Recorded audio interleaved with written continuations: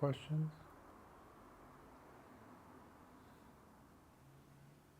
Thoughts, comments? Content. How to be content. How to be contented.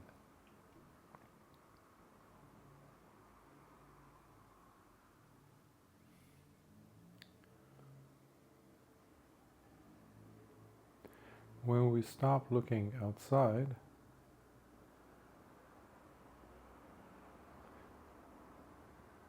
when we stop wanting to fix the world outside, fix the people outside,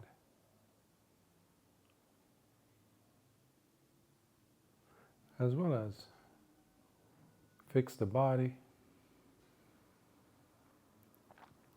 fix the mind,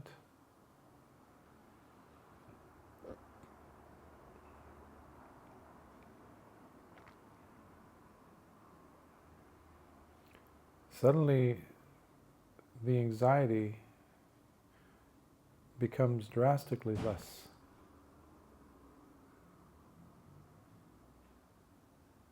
Now the key thing is to be able to convince yourself to be okay with you pulling away from the world, from wanting to fix it, to fix the body, fix the mind, fix this, fix that.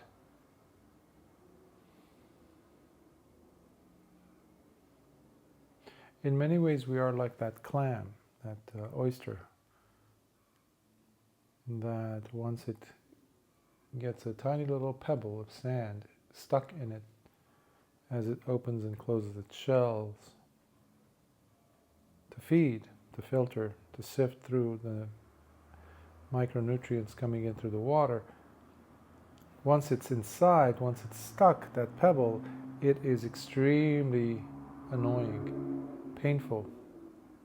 It wants to get rid of it, but it cannot because its body is very sticky.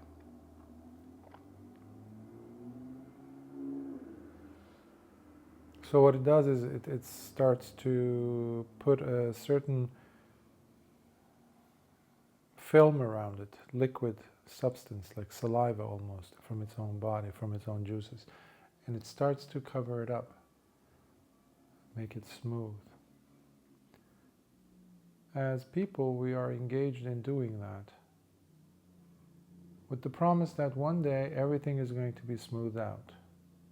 Everything will be just perfect. In fact, that's what you're still thinking as they're putting you in the casket, about to. Right before you breathe your last breath. Or carrying it to the funeral pyre to be cremated. That's what we're doing when we're jumping from one relationship to the next. From one sofa to the next, from one pillow to the next, from one style to the next, from one idea to the next. So santutti, or contentment, has everything to do with looking towards a different way of seeing the world, a different algorithm, if you will, a different, completely different structure. And that is the challenge, to be able to convince yourself that it's going to be okay, even though I'm pulling away from the typical, normal way of doing things. And that requires a tremendous amount of trust. Humility is what comes up a lot as a requirement.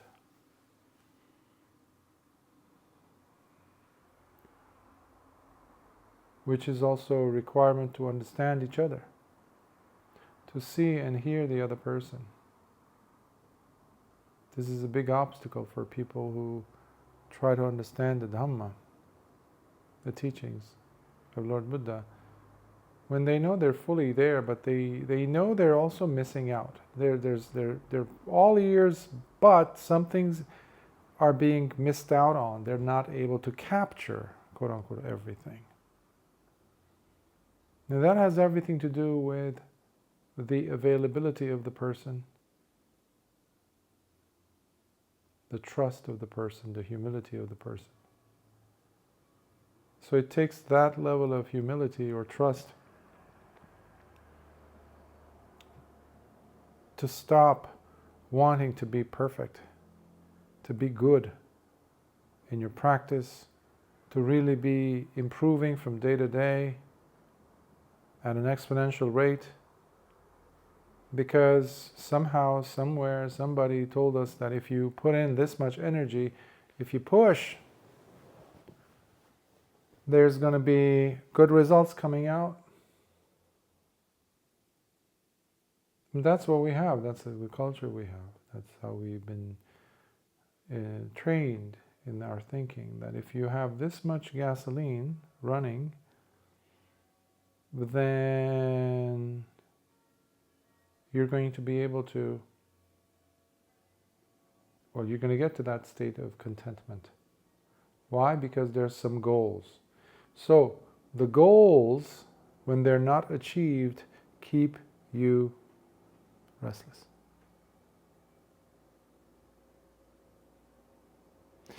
If you're like that heat-seeking missile that's been shot out of a cannon or something,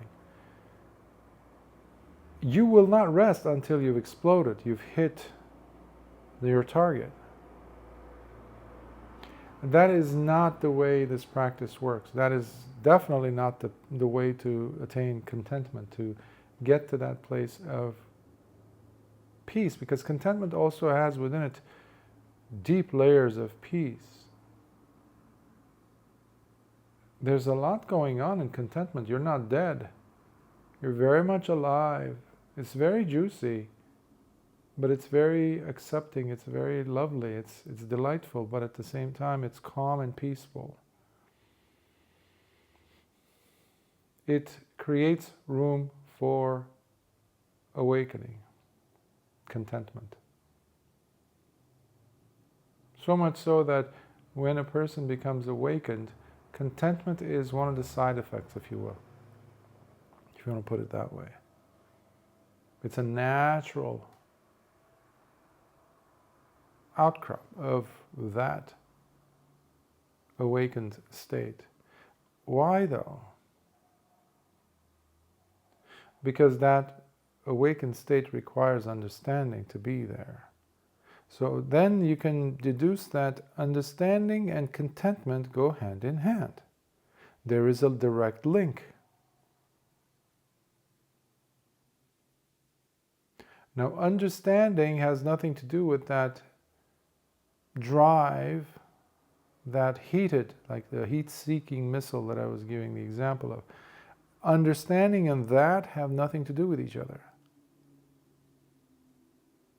which is one of the main problems why individuals are not able to go deep, or even if they're not practitioners, somebody who's going to therapy, for example, to deal with their issues. And everybody has issues.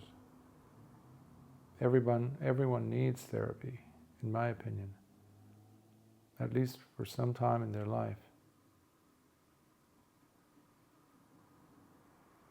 That level of understanding is crucial for everyone, meaning the contented state is crucial for everyone.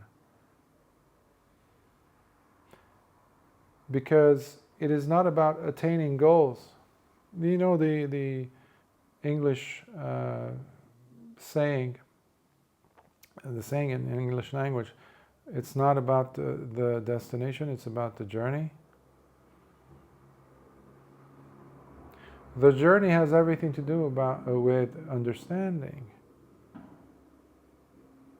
The destination itself, the finishing, the crossing of the finish line itself is meaningless. Ultimately, when you take out the entire journey that got you there, that is what makes the finish line worthwhile to cross.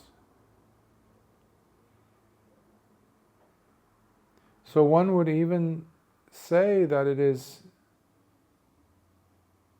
quite feasible, possible, preferable to treat every single pace that the person is taking on that journey as if it were them crossing the finish line. You can look at it as baby steps. You're still walking, you're still going towards a direction, towards a destination. You are not being complacent, you are not, as they say, copping out, you are not giving up. No. You are doing it, however, with patience, with acceptance of where you are. Otherwise, you would simply be creating resentment, and you cannot find resentment in contentment. It's impossible. It doesn't work. So there needs to be that level of acceptance. Earlier I was mentioning humility, and they go hand in hand as well. These are wonderful qualities to have in any kind of a setting, any kind of arena in your life, in your endeavors. If you want to learn a new language, for example, having a goal is very important. Having an idea as to when you want to attain it is very important, yes. And even more so, the daily activities, daily intentionally taken steps towards that goal are very important. Now, your goals also have to be not too ambitious, too fast, too soon, in a sense. You have to celebrate yourself every moment. And those are tiny little packets or pockets or, packets, bundles of contentment right there. Can you do that? I can see smiles on both your faces. If people are taught this from a young age, this world will never have any harsh words in its word bank. No weapons in its armory to kill each other.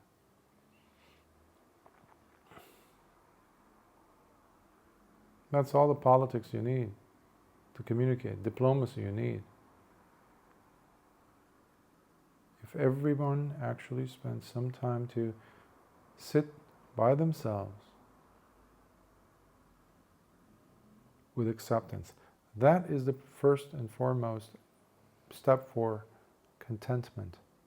Why? Because if you notice, you looked away from changing the world around you, from changing you, from changing that person, from changing your behavior to this. Well, what is this? This new standard that I came up with. It wasn't there. I might have read it somewhere. I might have been so-called inspired by someone I saw, and that becomes a new ideal, which now I want to impose upon you as the ideal, as if I am the living embodiment of that ideal, for example. But in my head, before I speak it out loud to you, I've already established something, a ground, meaning my happiness is dependent on you having done that, got into that outfit of new behavioral change. The edges have been smoothed out. Now my life, I can actually live it.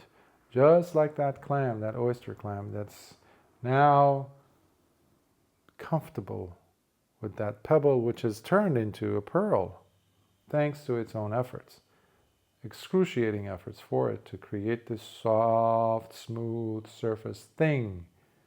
It's still hard, but it's never going to be as soft as the mollusk or the soft body, inside world of the clam, let's say. Until you find another one, and another one, and another one. Again, that doesn't go with contentment. Contentment does not have too many demands, which is very difficult for people on the spiritual path to understand. Because many people have read so much or watched so much or heard so much as to how the path is supposed to be, how the world is supposed to be, the world of, the ideal, basically. That's why everybody comes and everybody goes disappointed. Unless they are willing to drop those expectations, those hopes, those desires, those ideals at the drop of a hat, as they say, the moment they see an opening. And that's why in looking, reading, exploring the suttas, the discourses of Lord Buddha throughout the Pali Canon, I'm always amazed to find individuals who had lived their lives with such dedication to their own schools of thought, principles, traditions, etc., religion. They come in wanting to start a fight, an argument, a quarrel, a debate, but somehow, you have so many examples of this, they challenge the Buddha, yes, but Lord Buddha, there's a kickback, there's like a pushback rather.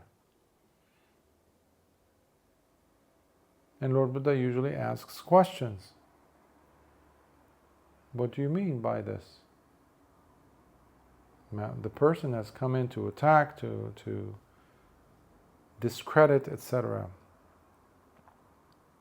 But once Lord Buddha says, at least in the initial stages, what he wants to say, the person suddenly, there you see a shift happening in them.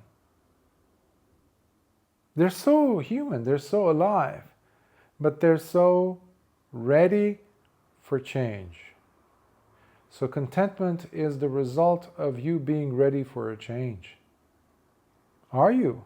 Otherwise, you're just seeking to get another outfit for you, another item in your shelf, another book, another new state called santuti or contentment. That's the new thing for you at this time. Meaning it's going to remain undigested food, just like the others before. Why? Because it's the flavor of the month, flavor of the year for you. You will never penetrate unless there is a deep wound that you want to address. There's a burn that you want to put a refreshing balm to nourish it, to cure it. That's why the image of a person's head on being on fire keeps coming up. Lord Buddha loved to use that to get people's attention. Sometimes he uses the example of a man running out of a burning house to bring up the sense of the immediacy of the difficulties that we're facing, meaning suffering. Because there's no way that you getting an answer to your question is going to reduce that burning sensation. By you getting the right intellectual response is never going to really ameliorate the situation, heal you. And that's why this is a practice-based teaching. Because it's a verb. The Dhamma is a verb. So is your life. So is your burning. The reality that you are burning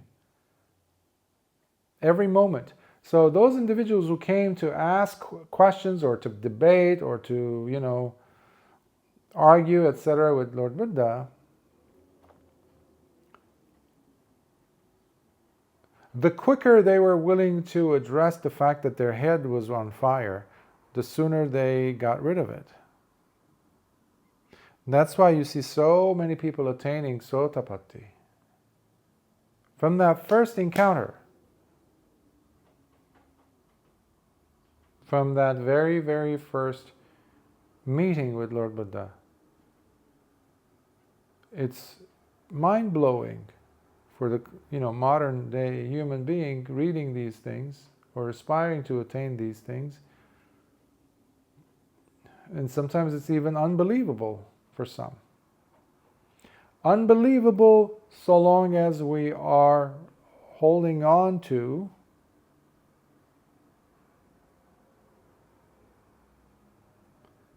our views. That's why the views we hold are to our detriment and to the detriment of our progress. They kill our progress. They put a dead stop to them. But they don't have to.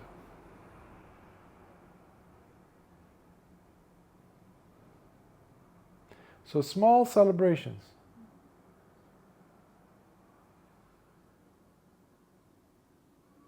Sati is a wonderful way to celebrate.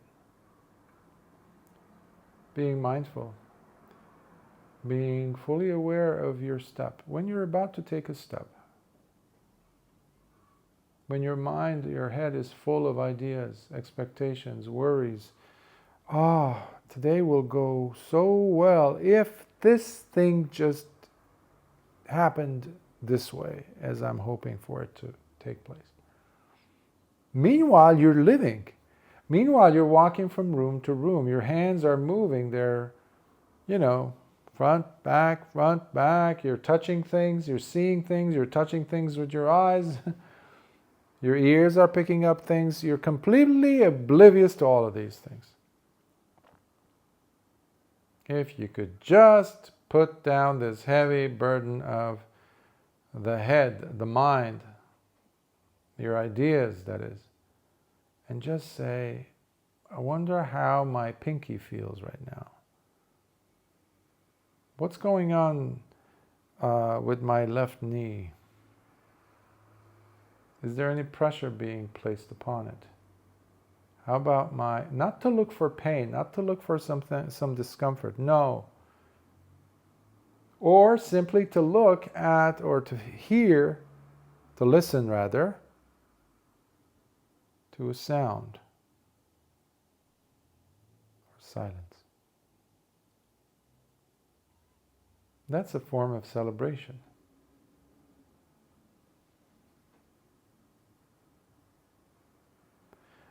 Now, contentment also means a state where there is a lack in anxiety. It's not tumultuous, it's the opposite of that. Things have come to a rest. So when you drop those ideas, those expectations, you also drop their echoing. You also give room to yourself to experience a non-agitated state of mind. Now the problem is you need to do some convincing.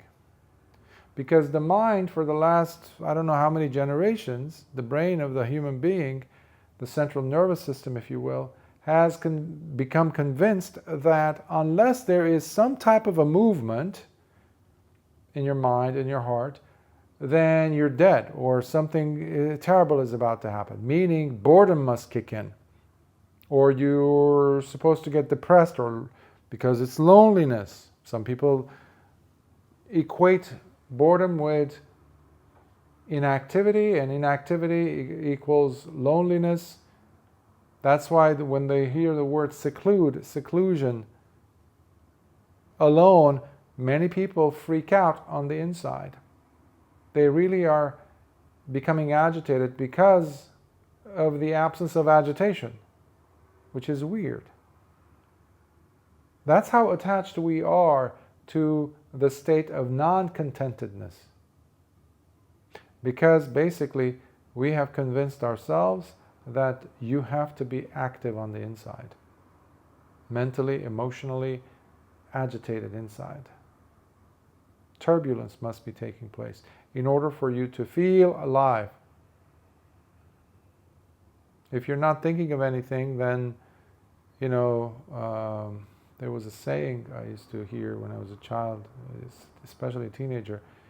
If you're not thinking of anything, then it's an empty room, like an empty shell, empty chamber, and the devil is going to come in and inhabit it. It's something like that. I think each culture has its own version of that, which is totally nonsensical.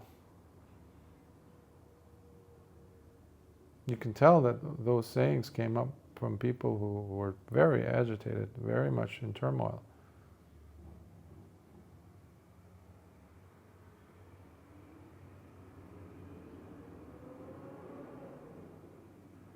Peace is another definition for contentedness, which is also what happens when you celebrate, when you are present with your body. Even when you are upset, can you be upset? Meaning something wrong happened. You're not a dead person. You're alive.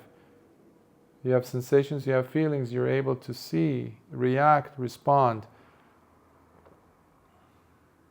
But can you respond while being present, while being here with the body? Feeling the heat that arises when someone says something mean to you. Or when you, against all your efforts, somehow wake up late than you wanted to and you have to be somewhere.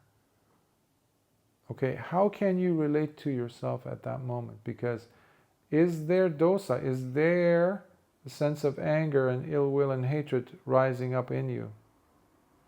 Meaning guilt, shame. All these things are the opposite of what contentment is. So can you celebrate yourself even then? Meaning, wow, that was not expected. I definitely was not hoping to have this happen. While you're brushing your teeth, while you're putting on your shoes, while you're dressing up to go.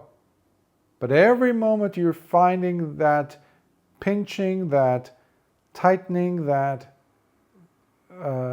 delighting in self-abuse coming in through the mind to hurt you, to judge you, it's totally destructive. Or when you fall off a bike in an accident and you're finding yourself, well, this was unexpected. What is this? I really did not need this right now in my life. Oops, I'm in pain. I'm covered in blood. Really? Okay. Be present. Check to see. What's happening here? The last thing you need at that moment is judging yourself, because you have already, received the impact.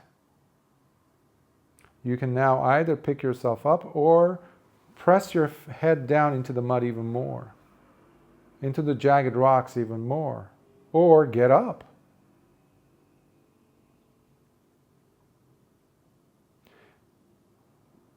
But if you get up, there's not going to be much drama. But if you press your face down into the mud, into the rocks, and you bleed more, you're going to have more things to talk to people about. You're going to have more drama there. You're going to have a lot more self-pity there.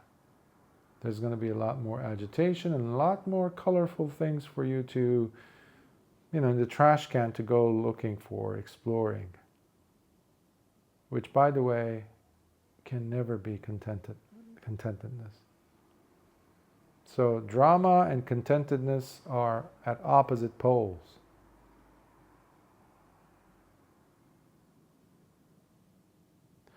And by the way, contentment only happens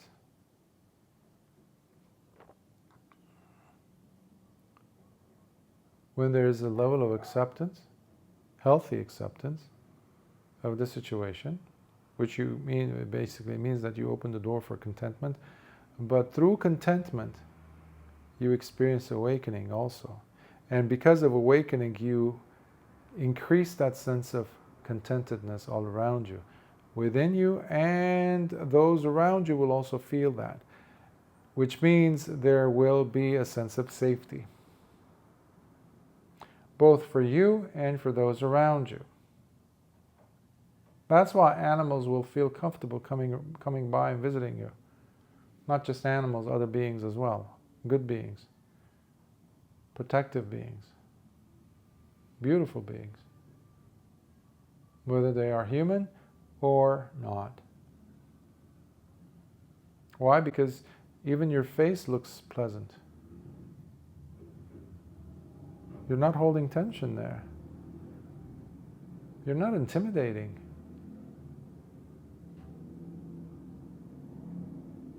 Your energy is soft. Again, another definition for contentment. Is that something useful?